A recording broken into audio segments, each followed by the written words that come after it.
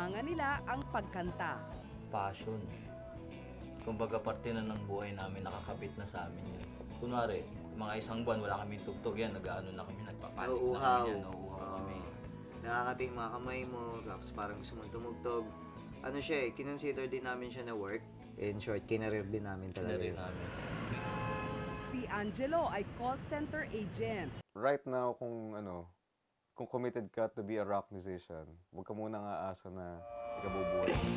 Actually, pag iniisip nyo na maging rock musician ako para magkapera ako at yumaman ako, well, actually, mali na yung ugali na yun. Alas 5 na at tapos na akong magtrabaho bilang isang call center agent. At kailangan ko na mag-prepare para sa isa ko pang trabaho, which is yung pagbabanda. Alas 8 ng umaga hanggang alas 5 ng hapon ang trabaho ni Angelo. 1 o 2 beses sila kung tumugtog kada linggo. Breadwinner si Angelo kaya kailangan niyang kumita ng malaki. Kung daily needs na yung pag-uusapan, yung mga kinikita namin doon, parang ano siya dumadaan lang sa kamay mo. Hindi ka tulad nung may trabaho ka. At the same time, musician ka. Parang yun, work-life balance lang. Sa tuwing may gig, 30% ng kita ang napupunta sa manager. Ang natitira ay hinahati sa 8 miyembro ng banda. Yung anak ko nasa TV, yung kanta nila niririnig sa radyo. Pero nakikita nila na parang walang monetary... ang tawag doon. Gain, walang monetary gain. Parang ganun yung nangyayari na, okay, parang kilala nga yung anak ko, pero parang, bakit tuyo yung ulam natin? Ganyan. Hindi lang ang Tanya Markova ang empleyado o may negosyo. You don't like any other job or alternative career? No, me and my brother, we have a call center of our own. So I have a business, so it's all good.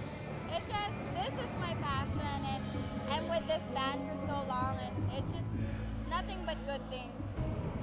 Pag-aartista naman ang pinasok ng ilan, gaya ni Mark Abaya, na vocalist ng Kwan. But downside ba ang career as a rock star? Yes, no money. So, but very few people break that path. Diba? Yung parang people really you start earning. You could support a family. That's why what we do, we have our day jobs. So that the music can be pure. So that the reason why we do music, if you ask my band, why do you do music? Is it for fame or for money? No. It's because we have so much fun doing it, and that's the way we want to keep it. Hindi lahat ng banda ay sikat. May mga tinatawag na underground.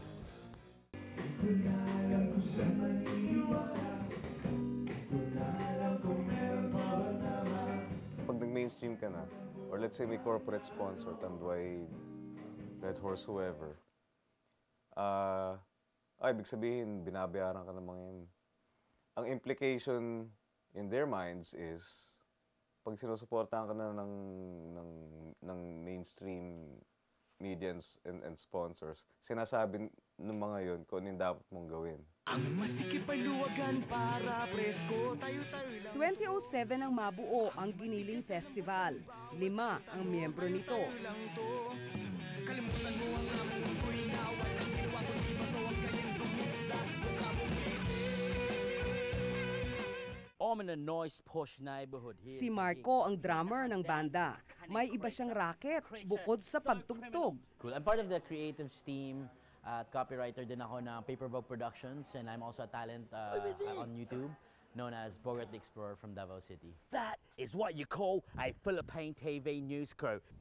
Halos 4 na taon na itong ginagawa ni Marco. Mas malaki yung kita pa rin sa day job ko kaysa dito. Minsan 1 linggo kung mag-ensayo ang banda. Kailangan talaga namin ng other jobs talaga. Sobrang with the high cost of living and all the bills that we have to pay, kailangan hindi talaga makakastain pagpabanda. Ang ibang miyembro ng banda may kanya-kanyang trabaho rin. Ang lead vocalist na si Jeje, empleyado rin ng isang private company. Huwag mo silang pansinin. 5 kami sa banda. Ako, gumagawa ako ng videoke ng hapon. Pero home base yung trabaho.